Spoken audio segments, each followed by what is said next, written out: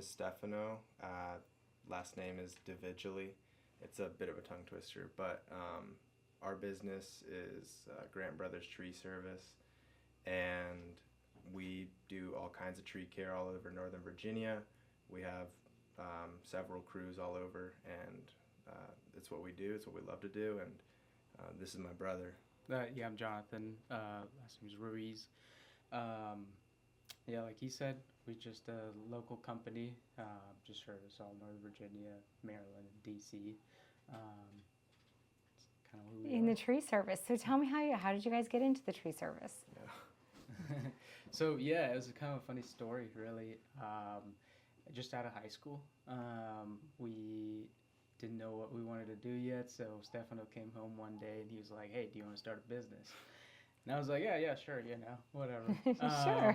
And we just started doing like mulching. Actually, our first job was like right next to our high school, and like we were working like during class. Like we used to ditch class to go start this job, and then class ended, and everybody was getting out of school, and we're like, all right, time to go to the backyard. We don't want we all were our hiding in the backyard. we don't want all our friends to see us. So that was kind of how we started, just doing like little landscaping jobs, and then eventually we just kind of grew interest towards like the tree service. We always saw the guys like up in the trees, and it just looked so much fun, and so we started by working at a company, a tree company, and then we started learning, and eventually we just kind of started doing that on our own. Yeah. How was that like starting your own business? It was a challenge for sure. I think like Jonathan and I got a lot closer through it. It was a lot of difficulty because we're both super hard-headed people, very stubborn, both have like business owner mentalities, and so they say like something like 90% of businesses fail, and like of those businesses, if you're a partnership, that increases you like exponentially more, because people just don't like to do the simple things of like communication and whatnot. But definitely like being in a partnership with your brother, your best friend, like it helps because it strengthens all of your interpersonal like relational skills too. And we were in the service business too, so we had to learn how to converse with customers. We laugh about the first times we would have to call when they would submit our form on the website. We would get their phone number, and we would obviously have to call them to set up an appointment or whatever it may be. And we were always like shaking, like who was the next one had to call. Like, I've been there before in my first job. I'm like, oh wait, this is really nerve-wracking. we're timing out the voicemail, like, and it's like, are you still there? And it's like, yeah, we're still there. We want to re-record. Re-recording the voicemail, and sometimes people have the answering machine, so they pick up, hello, like, why are you recording 3 times? Yeah. And you're like, don't pick up. Yeah. So it was a lot of learning experience, and it was a lot of fun at the beginning. It's still a lot of fun today. It's just different. Yeah. Well, it sounds like you guys have grown a lot too. What's that been like? Yeah, I think the growth has been such a blessing in different ways. Like we don't have to be like on the field as much as like we used to, so we get to spend more time on like back end stuff, helping grow the business. Right. And so in that aspect, it's been such a blessing. But with any growth, there's always going to be issues, and so now we have, like you're saying, it's the headaches are different. The like anxious calls are not. Like our first customer now, they're like, an upset customer somewhere because one of our guys left a water bottle or something. Right. Things like that. So managing those client relationships. That's yeah. right. Yeah. That's right. Tell me about the actual tree service, especially in this area. I mean, I imagine there's a huge business behind it. We live behind woods, and tree maintenance is a lot. It's expensive. Tell me about that process and the importance of what you're doing. Sure. So yeah, I think like we live in such a diverse area, right? Like we live in places like where, like you were saying, you have woods right behind your, in your backyard, and then we go into DC, and there's like, heritage trees that we can't cut or Right. And so we live in such a diverse area, and so I think that's why there's a lot of tree companies, because it tends to be like within the tree service there's like specialized tree services. So there's people that will only do like removals in like big wooded areas, and there's other people that will do like only certain types of trees, like trimming them and making sure they're done correctly, like in those areas like DC. And then there's a little bit bigger companies that do it all around, and that's kind of where we're trying to head down. So we do a little bit of everything. That in the area, we try to be as diverse with our community. Yeah. Yeah. Tree guy is like someone that nobody wants to have to call, but you need to know one, because everyone thinks they can cut down a tree, and then you start doing it and you're like, I'm going to call Grant Brothers instead, because it's like, it's a lot of work. I mean, we have a lot of heavy machinery. We have a lot of equipment. We're rolling up to a job site with $500,000 in gear, just showing up, and it's really expensive stuff to get the job done right. Yeah. So it's a really specialized line of work, and one of our biggest pet peeves is when people like say like, oh, so do you guys cut grass and stuff? Like, no, it's completely different from like landscaping and everything. Completely. It's its own category. Yeah, and quite dangerous as well, right? Yeah. I mean, it's the most like hazardous job in America. So yeah, I know we have a couple dead trees that need to come down that have been stressing me out. And my husband's like, oh, I can do it. And I'm like, Yeah. Makes me a little bit nervous, like one might fall on our house. Yeah. But they're tall trees, and when these storms come in, and I just watch them blowing, and I'm like, man, some of these trees are going to give at any moment. What advice do you have for property owners that have trees like that, or maybe you're looking to buy a new house? Do you recommend somebody kind of come out and talk to you about what your tree maintenance is going to look like? Because I think it's something homeowners don't budget for. Yeah, I definitely think that would be a wise decision.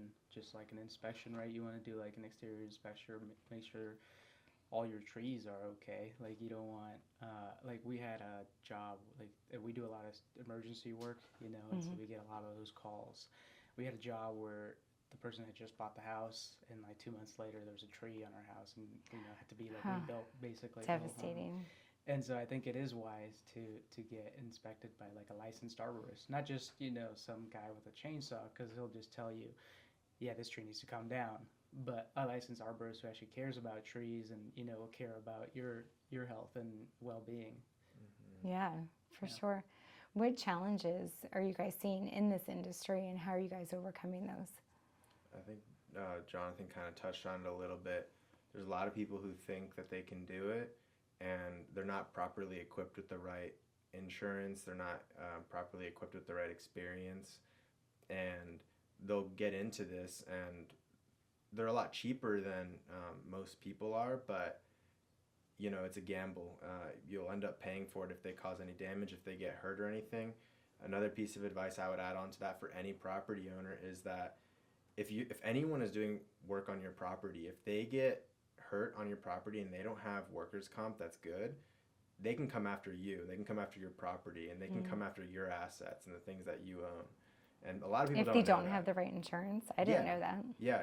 If they don't have the right insurance, they can come after you personally. And since it's your property, it's not like you can shelter that with a trust or anything, because it's on your property, and there's certain loopholes that they can get through to literally access your home and stuff like that.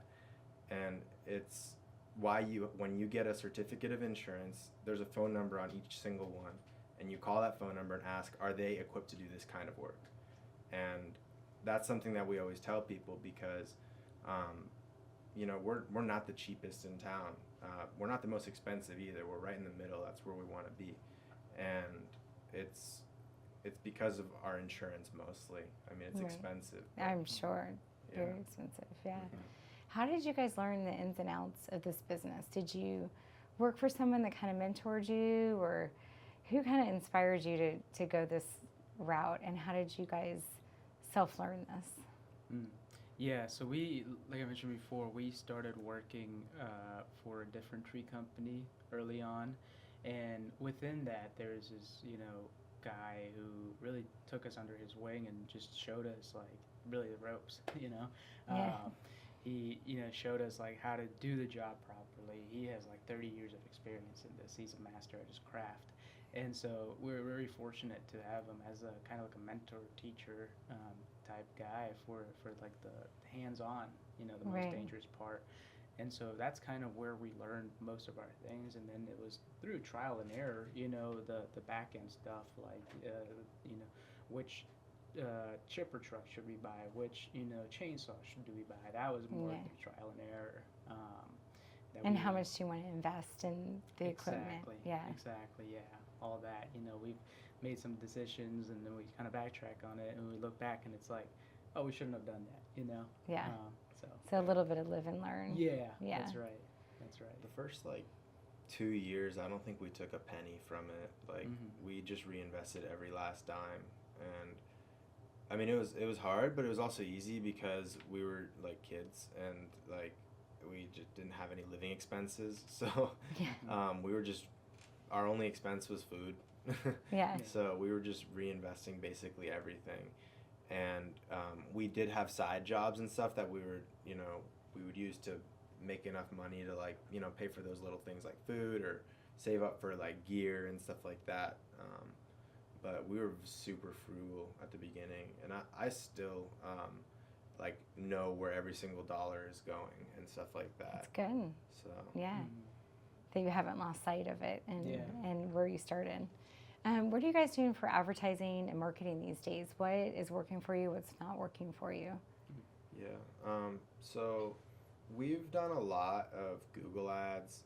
We've done all kinds of things, Facebook ads. We've done like door mailers and stuff like that.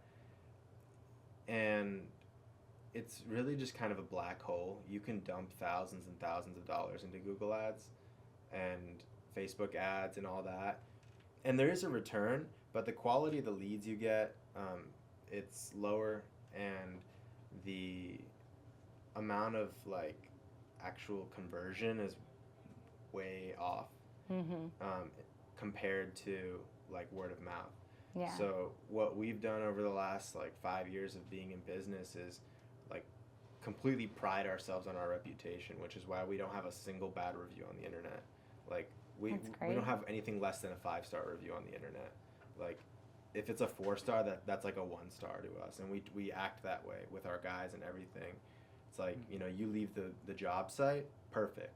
Like you leave it and you don't even accept payment until she tells you she's happy with the job. And like, and do you guys haul all the things with you? Because I know that's a big thing too. That some people like take down trains and leave it. We do everything. So our goal is like get there, and you tell us what to do, and you don't have to worry about it anymore. Like just you'll tell us what to do, and we'll take care of all of it. So we just try to make it super painless, and that's why people have left us. Like I think we have like 115, 120 like 5-star reviews, and it's like, that's what keeps us going, because people see that, and if we put an ad out there, we're more likely to win over another person who has less reviews or a worse reputation. Because what people do is when they go to reviews, they don't look at the top reviews. They go, show me the lowest to the highest, and they look at the lowest reviews because they want to see the most authentic, like how were people upset and harmed by this company. And the only like bad review we have is from a competitor. So I know in our neighborhood we have like a Facebook page that's just for our neighborhood, and I know anytime that someone's pleased with a service or whatnot, we always pop it up there and be like, hey, you want to give these people a shout out. And I'm always pleasantly surprised by some people, it's on their head and they just haven't had the chance to look at companies or research, and they're like, oh, we're just going to use them because so and so down the street said they did a good job. So I believe, do you guys get a return from like good old fashioned mailers these days? We don't do a ton of them. No. We like probably going to scale up marketing this year or next year, but we've been staying steady. We don't want to be too busy right now, but we've been, trying to. It's a balancing act, because you can like we've quickly dumped too much money into it before, and we don't want to like overdo it. So probably like next year, we'll start doing that. So. Yeah. Where do you guys see this going? It sounds like you have quite a team now. How many people do you have on staff? It's like 9, I think. Yeah. Yeah. I think what we foresee is, we eventually, as years down the line, we want to be able to step away and let someone within the company kind of take our positions and manage these accounts and clients. We both come from a faith-based background, and so we want to do more into that, and we want to use this business to fuel that. And that's kind of the way we run our business, is through that, that lens. We last, if that makes sense. Like, we will make sure our guys are all taken care of before we're taken care of. We make sure our customers are taken care of, before the business is. And that's, against tradition, right? And I think that's been part of our success, because we get to retain quality customers. We get to retain quality workers for that. And, it's just, I think it's against the flow type of business, and I think people feel that, like Stefano was saying, like, people understand that. They, when we treat them, we call them up, like, we actually want to talk to you. It's not like we're just here to take your money and leave. We actually want to talk to you, get to know you, and so I think that's been kind of a part of our success, and I think that's what's going to lead us to the next step, which is going to be that, able to use Grant Brothers to help others. Right. That's awesome. Do you guys do clearing too? Like, I know there seems to be a big market for that. Like, if you live on a wooded lot, to have it, like, kind of the brush and everything cleared out. Is that something you guys do as well? Yeah, we do. It's something that, like, we've recently added to kind of our services, because that's the kind of thing that involves a lot more heavy machinery and equipment. To do it efficiently and be able to compete with other people that have that equipment. So we do that, and it's pretty easy, because you just need one guy to hop in the skid steer and just go to town. It's basically like mowing down with a industrial tractor mower, and leveling it out. So you gotta do all that, and with one guy you can knock out like an acre and a half a day. Wow. So it's a good kind of side avenue. It's a little different than the tree industry, because most of the time, like, what our guys are used to is like finding a tree between two houses or something, and they need to do it piece by piece. But this is a lot more just like production based. So what advice do you have for homeowners about when the right time to take down a tree is? Because I think that's always sometimes emotional. Like, especially around here, this tree's 100 years old. I don't want to take it down, but it's not healthy, or it's blocking a view. What advice do you have for homeowners? We tend to do a lot of our removals in the winter, and that is for a couple of reasons. Like, it's always best to, like, do your tree work in the winter anyways, because the trees are dormant. And so, like, pruning them won't hurt them. There's not that potential to hurt them, like, in the summer, because you cut a tree, like, trim it, that cut could get, like, sunburned, if that makes sense. Or, like, bugs and stuff can get in. And so, in the winter get kind of, like, shocked. Exactly. Like, heat shocked or something. In the winter, they're already dormant. Next year they come, that cut's going to get healed first, and then, the tree's going to grow. But as far as removals go, I think the winter, if you're, like, planning a removal, say, like, you want to do like a deck or something, but the tree's on the way, I would do it in the winter time. You tend to get better prices, and it's also a little bit, like, in my eyes, emotional. It's like, oh, the tree's doesn't have a beautiful green canopy right now. It's a little less emotional. It kind of already looks kind of dead. Right. So a little less emotional. Yeah, a little. For emotional wise, I would say that's probably the best. But definitely, if a tree's rotten, take it down immediately. You're not going to be as emotional about it if it's on your house. Right. That's true. Yes, that is true. A little bit less emotions there. I think, like, homeowners should think of tree work just like demolition, at least for tree removals. You wouldn't put up a new fence, a new roof, and then demo something after. You demo the tree, you get rid of the tree first, and then you put up your new stuff. We've had a few times where someone gets new gutters, new roof, new fence, and then they're like, oh, now we want you to remove the tree, but don't harm the grass or any of this new stuff we put in. And it's like, You're like, okay, you're making it a little bit tricky. you're gonna pay double now that you didn't do this first. You should have done this at the very beginning. In the very beginning. So That's good. yeah, it's order of tree work. You want to do the tree work first before you get any of the other tradesmen in there, basically. Good to know. Yeah. What do you guys find most rewarding about what you do? I'd say like the happy customers, the satisfied customers. That's always a good rewarding feeling. Like when you it's like, oh, we're done, and they're like, oh wow, that oh wow, it's like it makes you feel good. It makes you feel like you did something today, right? Yeah. And I think the other thing that's so rewarding is our guys, or these guys that we hired now, they've become more of like family to us because they've stayed along, for all these years, and they always tell us like, we've never worked at a company like this before, and that's rewarding to us because that was our goal.